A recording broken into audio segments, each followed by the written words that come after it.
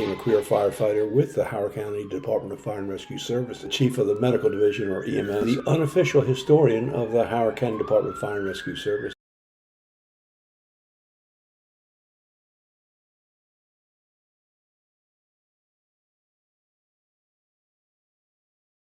Reminiscing, my second 10 years in the Fire Rescue Service, Part 2, 1978 to 1987.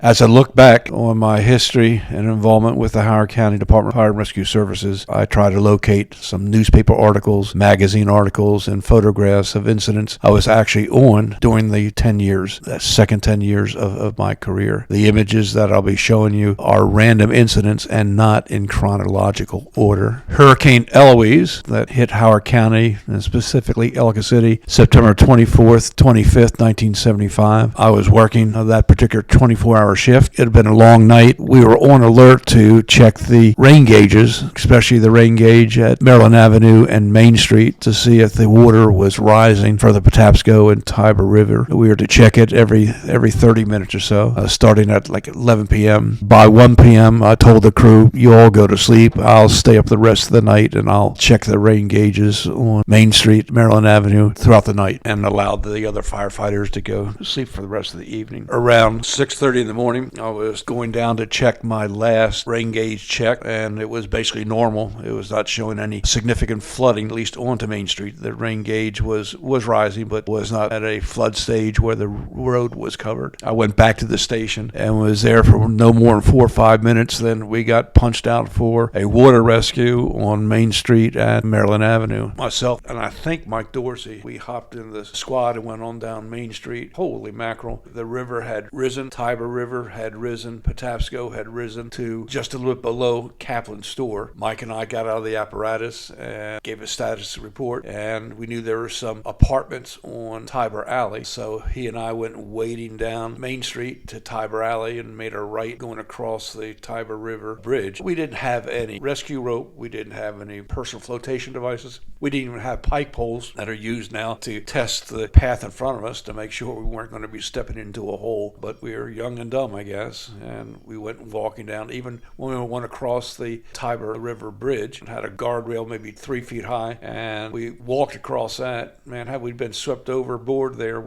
you'd have found us down in Elkridge or in Baltimore City, I guess, if we'd been swept away. We did go to the backside of Tiber Alley, and we tried to rouse the apartment occupants. They wouldn't answer the door, so we kicked the door in, and we went upstairs and evacuated 4 or 5 folks from apartments upstairs. This particular image that we're looking at now is just showing the Tiber River up to Patapsco River, Tiber River up to Kaplan's store. At this point, the water had already started to recede when this picture was taken. Another picture of Main Street flooded. This picture was taken from the railroad bridge looking up Main Street. You can see where the water level is now. It had receded a little bit at that point, but it's up by the bank and a little bit past Kaplan's store. On February 14th, 1970, Elk City Volunteer Fire Department placed in service their 100-foot American LaFrance ladder truck into service. It was quite the attraction. The unit cost the outstanding amount of $85,000, and we thought that was highway robbery back then. $85,000 for a hook and ladder truck, 100-foot aerial ladder. Little did I know that within a few years I'd be driving this, and little did I know that in the year 2026, a replacement ladder company would cost anywhere from $1.5 million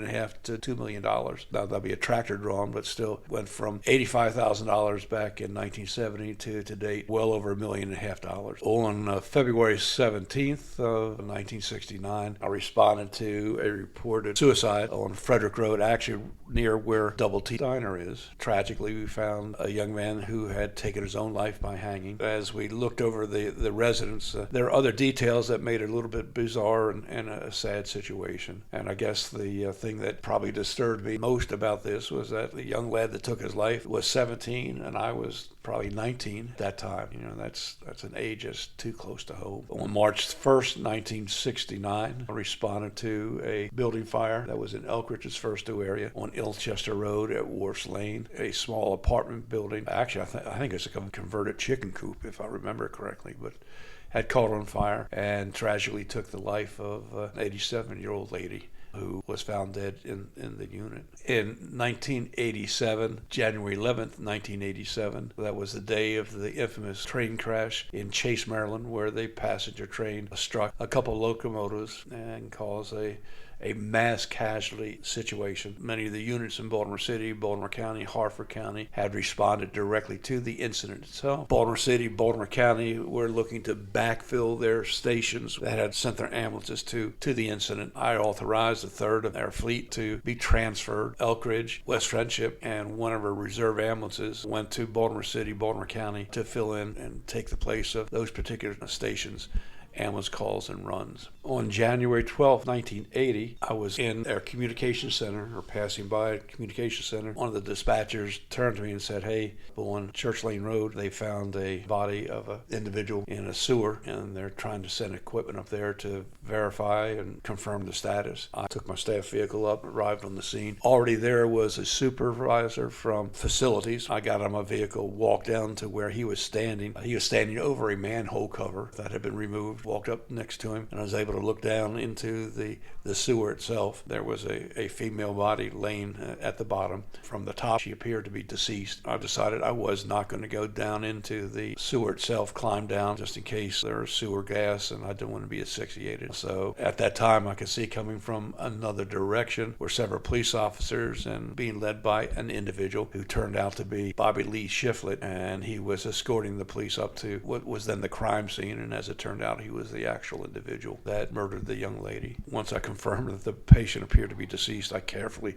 retraced my steps back to the hard road and let the police do their investigation. Just a fender bender back May 7th of 1987. It was on Route 175 near Dobbin Road. As I stated here, it looked like a demolition derby. Only one person was injured, but it was quite the spectacular accident with vehicles strewn all over the road. September 15th, 1983. That particular week was designated as Emergency Medical Services Week. In this particular photo, on the left is the county executive, Hugh Nichols, then Bill Austin, the new fire administrator for the county, and myself. We are posing for photo op to the rear of the ambulance proclaiming Emergency Medical Services Week. Within a month of this picture being taken, I went from being the EMS officer to being transferred to the 5th District, Clarksville, Columbia area, functioning there as the district chief, the Clarksville area. This is just a follow-up to the previous article where the young female was found at the bottom of a manhole sewer, just indicating that the man had gone to trial. It's going to trial for the slaying of the 17-year-old patient that I was the first emergency services worker to be on the scene to find. A persistent problem even back in the 80s through the 90s and up to this very day, the alert system for notifying ambulances of which hospitals are essentially open and which hospitals have a restriction because of their own particular patient load. Yellow alert means that the emergency room is really filled and would like units to bypass. Red alert is that their cardiac monitoring units are filled and would like to have units bypass the particular hospital. So yellow alerts and red alerts were very frequent starting back in the 80s and even to today, that units are asked to bypass the closest hospital and go to the next closest hospital that is not on yellow alert. Then it means the emergency room's filled, or red alert that the monitored beds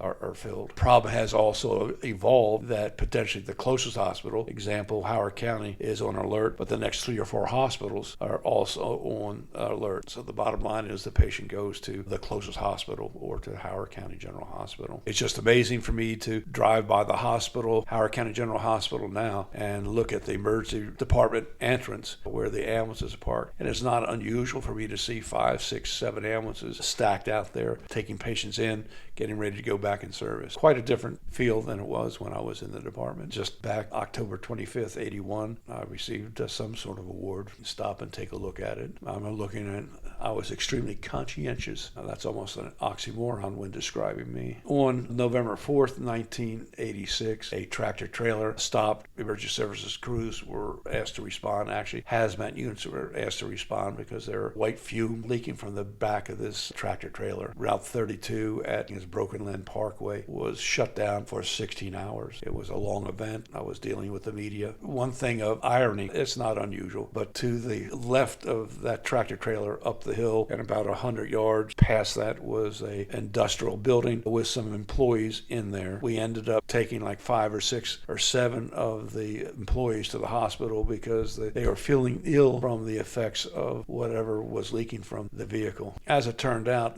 whatever was leaking from the vehicle was non-toxic, quickly evaporated in the air, but the local folks, workers, I guess they wanted a day off, and they started complaining of symptoms that they were having, totally unrelated to the incident. But I just found that humorous that an incident 100, 200, 300 yards away, people were complaining that they're being overcome by these fumes, which at that distance was non-existent. Sometime in the mid-'80s, ran a call on Route 40 at the entrance to the Patapsco State Park. A young lady had struck a deer. The deer came through the front windshield. Mercifully, the deer, as it came through the front windshield, neck was broken, and the deer died instantly. Had it not died instantly, poor lady in the front seat could have suffered even more severe injuries than what she did, because had that deer been alive and trying to kick and get out of the vehicle, would have certainly caused much more significant damage to the driver. As it was, deer was dead. Her injuries were by comparison minimal. Take a look at this picture and see what else you see in the front seat. Personnel, when they responded, arrived on the scene, eventually saw what was in the front seat passenger side, and it caused them some concern. What they saw in the passenger seat was an infant carrier, and there was concern, was the infant still in the car underneath the deer somewhere? So that certainly raised the blood pressure of emergency services workers. As it turned out, the mother had just dropped off the child and was coming to work in Howard County, so the car seat was empty, but it did cause some brief concern. Back in July 1981, at the Rite Aid store, Ellicott City, fire started, ended up being an arson, went to 3 alarm. Ken Brown and I had actually been returning from Baltimore City meeting, EMS meeting somewhere, and we responded and arrived on the scene. Kenny took my turnout gear and ended up being assigned to the roof to ventilate. Wearing my turnout gear and my chief's helmet and chief's coat, people were continuously walking up to him and asking, "Chief, what do you want me to do now?" And Kenny didn't miss a beat. He was barking out orders, do this, do that. But he was just up there in his glory, chopping a hole in the roof. I was down with the command staff, getting information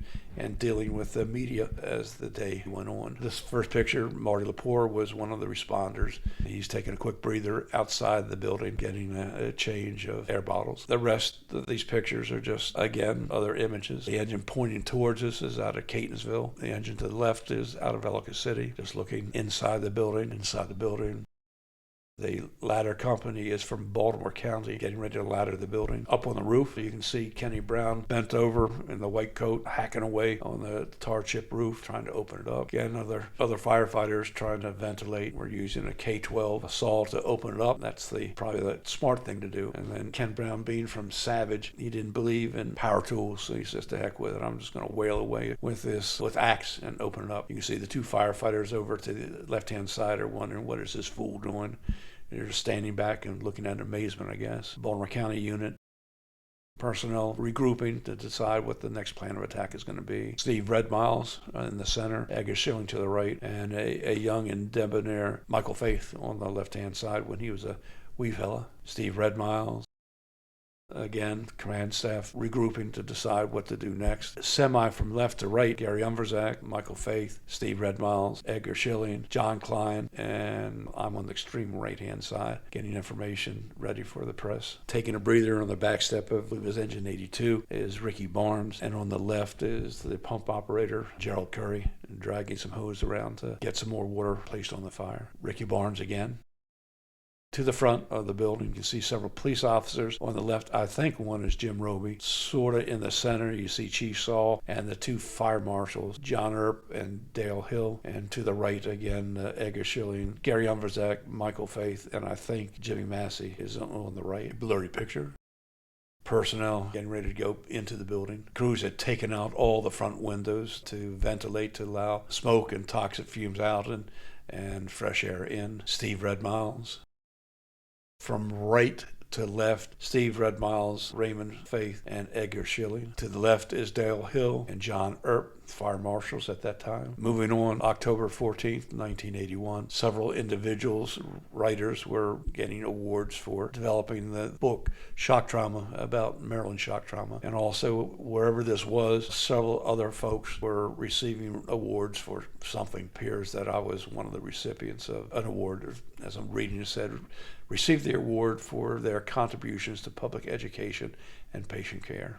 This was an interesting day. Back on June 16th, 1987, Charles Figge, Western Howard County councilperson and gentleman farmer, was taking a load of hay from point A to point B when he noticed it was on fire. The gentleman he is, and not wanting to disturb the firemen, rather than calling it in, he decided he was going to drive the fire to the fire station. And indeed he did. Wherever he was when he saw it on fire, he drives down Frederick Road to the fire station to let the firemen do their work. Another incident that I responded on, it's one even to this day gives me a few chills. Roughly April 2nd of 87, a mother that had some mental health issues decided she was going to take her own life in the upstairs bedroom. She took a knife and started cutting basically her left arm. The only reason she didn't cut her arm off was that she hit bone a couple places.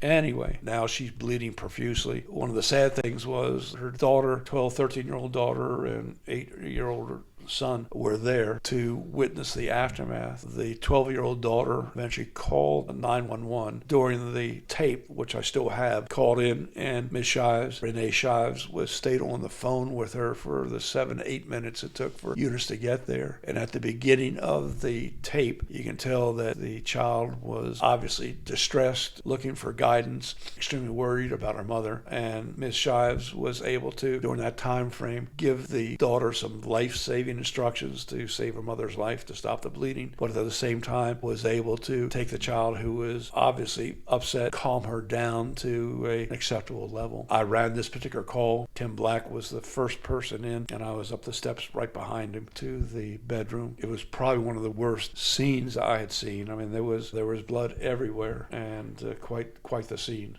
I was able to control the bleeding, and then the rest of the troops arrived and took the mother to the hospital. To this day, I remember when the incident was essentially over with, and I was getting my equipment from upstairs, coming downstairs, another police officer was on the scene downstairs in the living room with the two children sitting on the sofa. She was talking to the two children, who were relatively calm at that moment. I just remember walking past them. The mother's being taken care of, and I was just wondering, were these two young children, having seen what they saw and did what they did, were they going to get the appropriate assistance to allow them to overcome that particular traumatic situation? And like most of the calls that we in emergency services run, we run the call, move on to the next one, and never know what the true outcome is. It was quite a call, thanks to Dispatcher Shives, the daughter who followed directions. Essentially a happy ending. Again, just additional information on that particular call. February 9th of 86, just the ongoing debate, EMS and ALS within Howard County, the need for ALS providers, and the ongoing discussion as to the best way to provide ALS services to the citizens of Howard County. Just the continuing debate. Article April 7th of 68, still article April 27th, 87, just talking about the delivery methods or options. This is probably one of the 4 calls that I still vividly remember. This was back on, looks like June 23rd of 82, a young child who had just come from England with their parents to spend some time here in Howard County, actually Dorsey Search. I had just arrived. They were upstairs on a second floor bedroom. The bed was pushed up against a large window, almost a floor to ceiling, double hung window. Window was open, screen was in place. The child scurried to the end of the bed, saw a butterfly outside, I guess wanted to catch it, touch it, leaned against the screen, and screen gave way. Down 3 stories, the child fell. The second story, first story, and now is a walkout basement, and hit headfirst onto the concrete patio below. You can see the screen in the background. The child suffered massive head injury. I was on the scene for several minutes by myself because there was a working fire in the area, and all the first due equipment was committed to that, and it took a while to get some units there to the scene to assist me. I knew the child was not going to eventually survive. There were a lot of behind-the-scene dynamics that were going on with this particular call, which I really can't discuss, and they probably bothered me as much as the incident itself. And I guess that's a discussion for another day, or a private discussion. We transported the child over to Gordon Northfield Elementary School, where the helicopter was going to meet us. And indeed, we're at that location, Maryland State Trooper on the left, Mark Richards, and I providing care to the child. Us loading the child into the helicopter. I guess that's me to the back end of the stretcher, getting ready to put the child into the helicopter to go to Hopkins.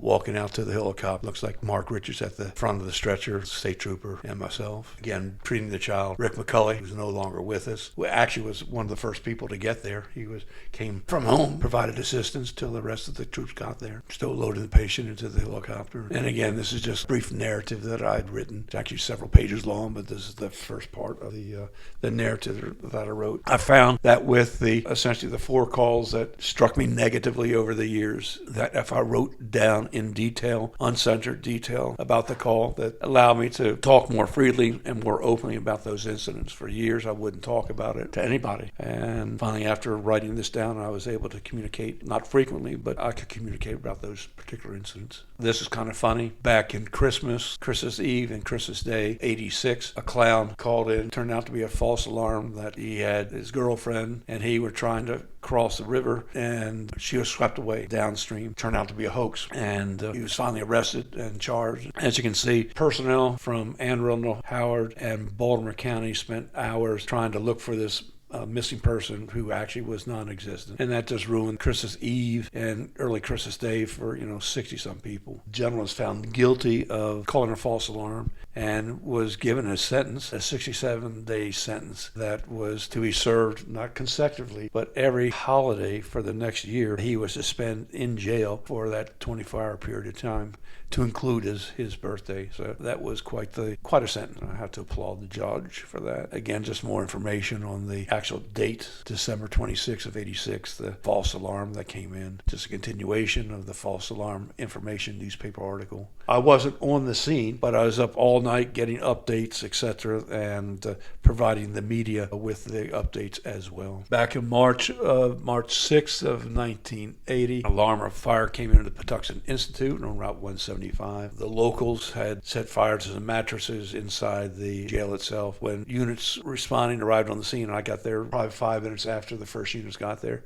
Smoke was rolling out of the particular building. I thought for sure that we were going to have multiple fatalities because of that. Thick black smoke was rolling out. And for those of you who have never been to a jail or into a maximum security facility, you can't open, there are multiple doors you have to go through to get in. You can't open them at the same time. Just a horrendous situation to try to get people out. Fortunately, there were no fatalities, and we were able to extinguish the fire. The one thing that aggravated me in this incident was that all Howard County's first 2 ambulances were unavailable because they had no personnel to staff them. So I requested through the command officer, I'd like to have at least 2 ambulances on standby. We were at odds. They did not want to send any ambulances dispatched to standby. I'm thinking, we don't know what we have. Bottom line is, finally, Anne Arundel County sent over a unit to standby just in case we end up with some mass casualties. Again, that was just probably the difference of opinion with the fire command staff and myself trying to develop a plan just in case we had multiple injuries, etc. Such is the frustration, I guess, of folks on the EMS side. You can see in the very center, Chief Shaw. In the top left, you see Don Merson and Dale Gardner. And I guess on the right, a couple of the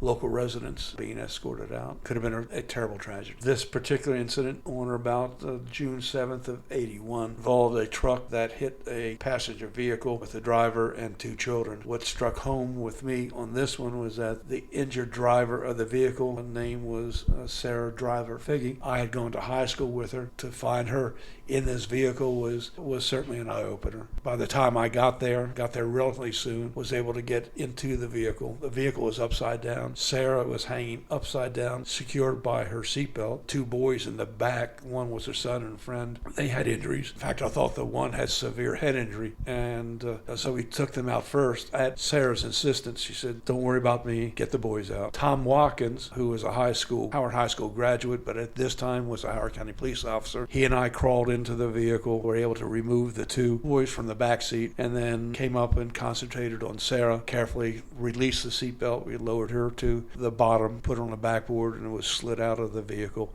and was taken an ambulance and eventually down to a trauma center along with the two boys. The entire time that I was in the vehicle and talking with Sarah, she was alert, oriented, concerned as a mother would be about the boys in the back, take care of them first. But there's no visual signs that she was injured as badly as she was. And again, she was taken to shock trauma and was being treated there. I had been on my way to teach a class at headquarters. When I finished here, went to the class, started teaching, and at the very first break, one of the folks from communications, which was right next door, walked over and said, "Hey, just want to let you know that the female driver of that vehicle has died." And I'm thinking, my goodness gracious, it can't be Sarah. And it was. She had passed away. I am making the assumption that she had significant internal injuries, but because she was literally hanging upside down and blood was flowing to her head, etc., was completely conscious, coherent, and not exhibiting any signs of shock at that moment in time. And yet when we laid her down and put her in the ambulance, that's when she started to probably bleed out internally. And before that, folks at shock trauma could do anything for her. And that was a shock for me. That hit home. It was personal. Her obituary.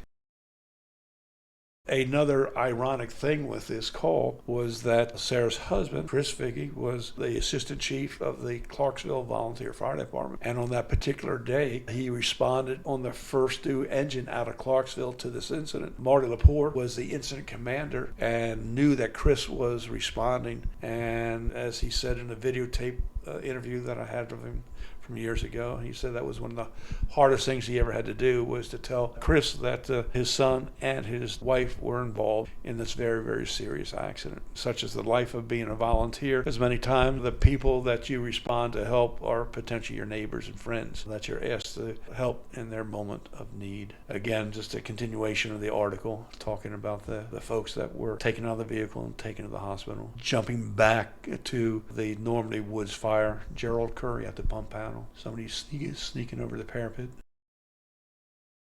Just looking at pictures of the fire scene. Baltimore County's unit.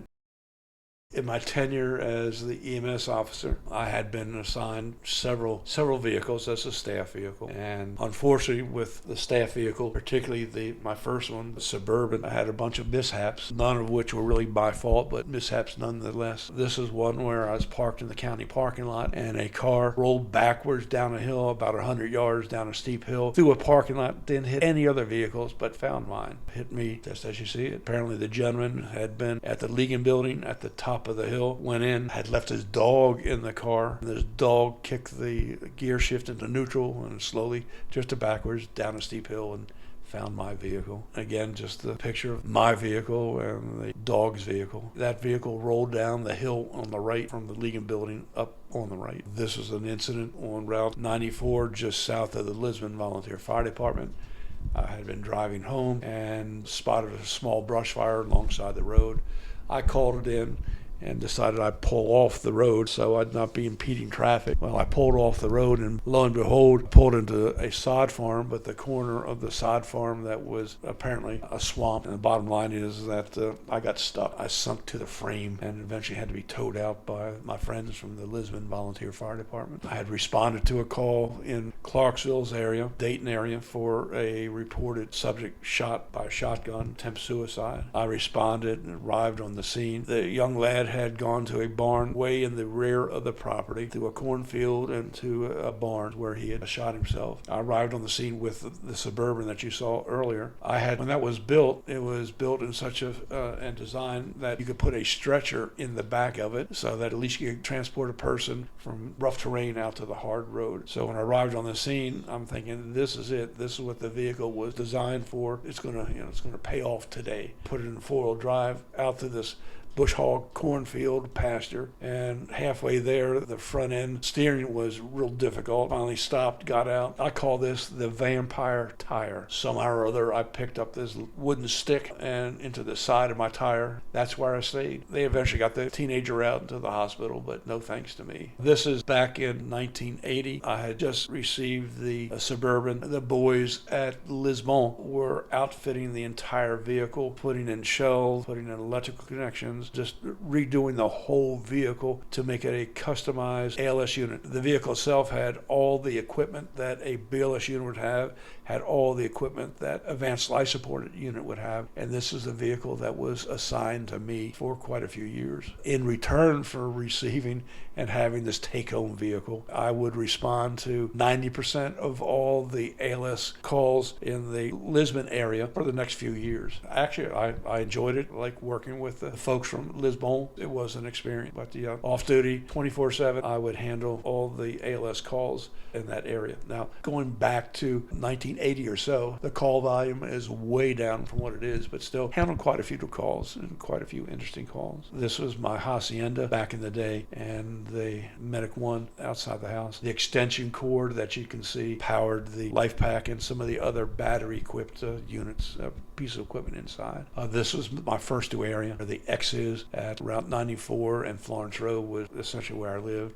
And essentially that was the first new area that I would respond when an ALS unit was needed in that particular area for several years, and did that 24/7. In June of 1987, there was a fender bender on Route 175 at 95. Labor van rolled over, ejecting 17 or so people out into the streets, so we had a mass casualty incident that was going on. One of the largest incidents I've been on that were, as far as the number of patients. This is just an image of myself and the chief from Law Rescue. We're calling the regional hospitals to let them know. After they let us know how many patients they could take, we are dividing up the casualties and letting the hospital know who they'd be receiving, redirecting the ambulances on the scene to the appropriate hospital. There's one or two patients that was transported by helicopter. They're actually transported by Park Police helicopter. In this particular picture, media was on the scene, and in this particular picture, the fire chief on the left is Marta Lepore, and the female that he is talking to is Katie Kirk of Today Show fame. She was actually a reporter in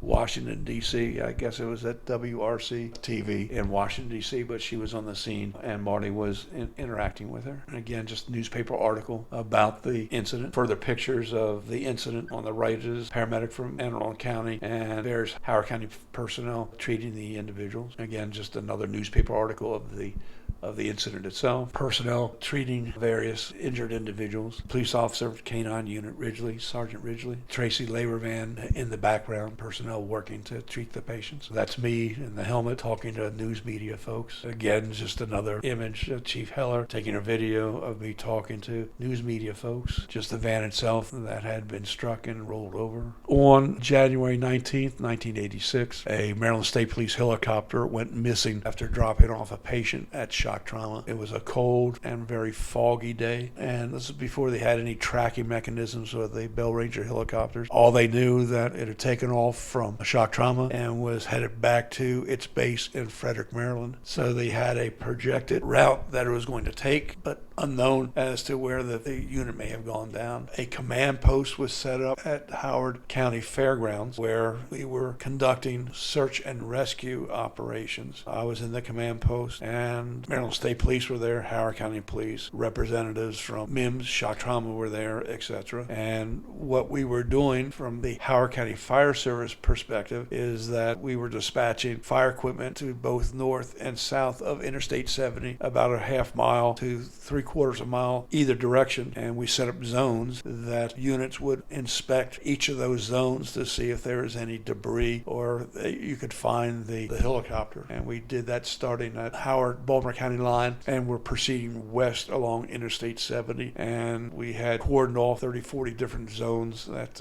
we had ground equipment searching those particular zones to see if they could find any evidence where the helicopter went down. And we were doing that for several hours, and then suddenly the MIMS folks and state police left the command post, and they had found the helicopter. It was actually in Baltimore City, Leakin Park, Baltimore City, never made it out of the city. We terminated the command post at that time. This is Station 8, and this is where we were staging the actual units that were going to be doing the searching. And this is just in the engine room chalkboard, keeping track of what units were available and going where. Again, again, just indicating who the units were, personnel on the units. Most of them were, not all were 4-drive units so that they could check the areas that they were assigned. And again, just another image of operations there at Ellicott City where personnel were being assembling and being dispatched from. This was another incident that occurred in 1969, I think in the summer of 1969. Just a sad situation.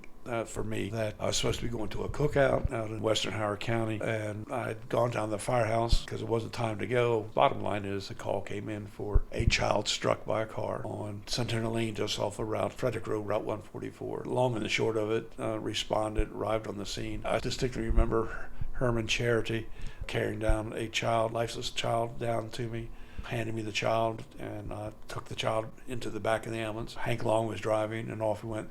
This is also in a time before there were trauma units, helicopters, the whole bit. And here I am in the back of the ambulance with this 2 or 3-year-old child that had been run over by his father's vehicle. The child had come out to say goodbye to the dad, walked around the back of the vehicle. Dad didn't see him and ran over him from the right shoulder to the left hip. The call itself, the child had massive internal injuries. Blood was coming out of every orifice of the patient's body, head, mouth, nose, etc. So much so that at one point I was thinking he had to have a hose hooked up to his foot that kept just pumping blood in and blood coming out. I did the best I could doing ventilating, CPR, suction as best I could, and again the blood just kept coming and coming and coming. I learned a valuable lesson. We do from time to time. My valuable lesson that day was that I was doing CPR. I was trained in CPR and suction and whatever. And the mantra back at that time was, you do not stop CPR unless the person is revived, unless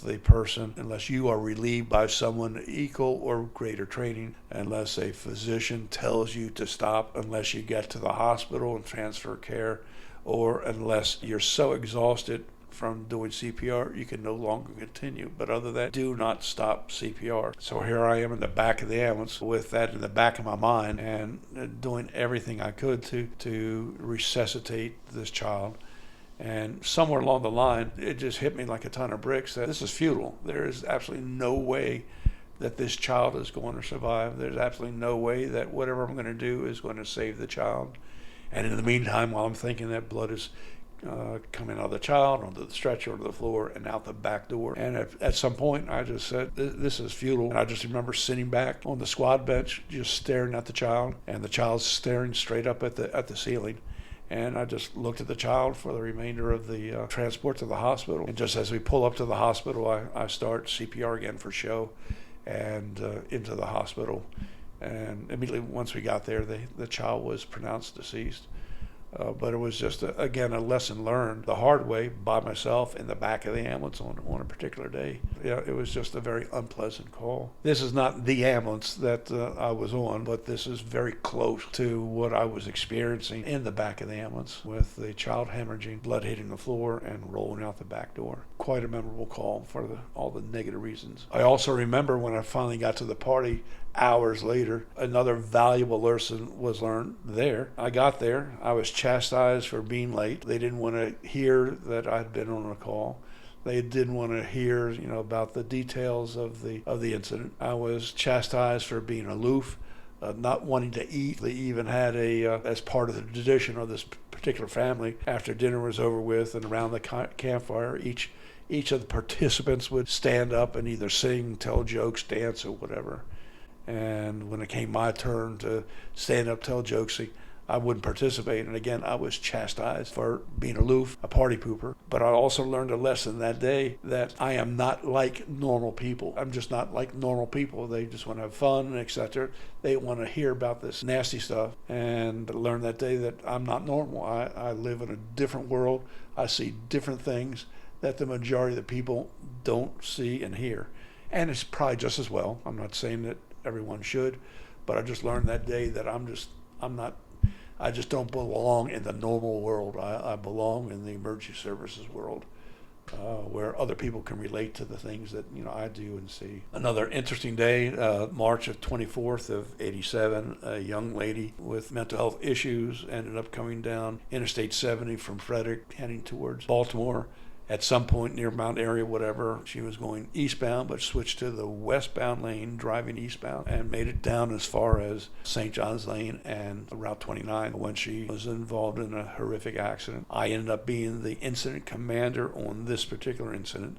This incident was one of the featured shows of Rescue 911 that they featured this incident, and specifically the state trooper who was credited for saving the lives of several, a mother, father, and young child that was in a van. And the vehicle was heading towards the stopped vehicles. The state trooper pulled his unmarked car in front of the speeding vehicle and in front of the van so that his vehicle would take the brunt of the crash. And it did. We ended up transporting half dozen people to the hospital, several to trauma unit. Everyone survived. Most importantly, the mother, father, and child survived. The state trooper received incapacitating injuries where he had to retire. The wrong-way driver and two other people in another vehicle that were seriously injured were taken to the hospital. They were all ultimately treated and released. Actually, in the video, 911 video, I actually play a cameo part where you see me for about 2 seconds in the video. So I was in the TV show Rescue 911. More information on the wrong-way speeder. This is the incident where the vehicle had already struck the police car and then eventually crashed into a tractor trailer adjacent to it. This was another incident in the 80s down on Route 32, old Route 32, Savage, just east of Route 1. A pickup truck crossed the center line and hit a Mack truck carrying block, a cement block. That was a mismatch right there. A heavy-duty truck carrying block and a pickup truck hitting head-on. The occupant of the pickup truck died. If you look at this picture, the vehicle hit the tractor trailer essentially head on. The driver may have survived that initial hit, could have easily survived the initial hit. The problem is that as you look at this picture, in the bed of the pickup truck is an engine block for a car, and as soon as the accident happened, the vehicle hit the tractor trailer and stopped. Seconds later, that engine block came flying forward and hit right in back of where the driver was. So again, just looking at the accident scene, moderate damage to the truck, significant damage to the pickup truck, and again you can see where the engine block came up and hit the rear of the rear window of the pickup truck. I think that's me in the white shirt, I believe, in there somewhere.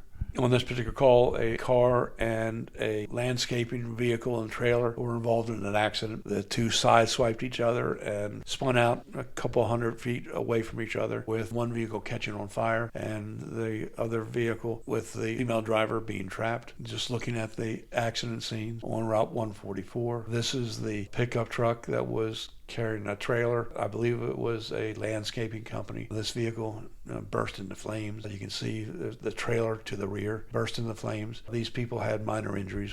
They got out before the vehicle. The fire spread. A couple Howard County police officers. I think that's the gas tank the saddle tank split. Again, the one vehicle that got sideswiped spun around and caught on fire. The vehicle on the left is the one that was involved also. Personnel had to do some extrication to eventually get the patient out, ready for transport to the trauma center. You can see the skid marks from where the impact was and how the vehicles separated.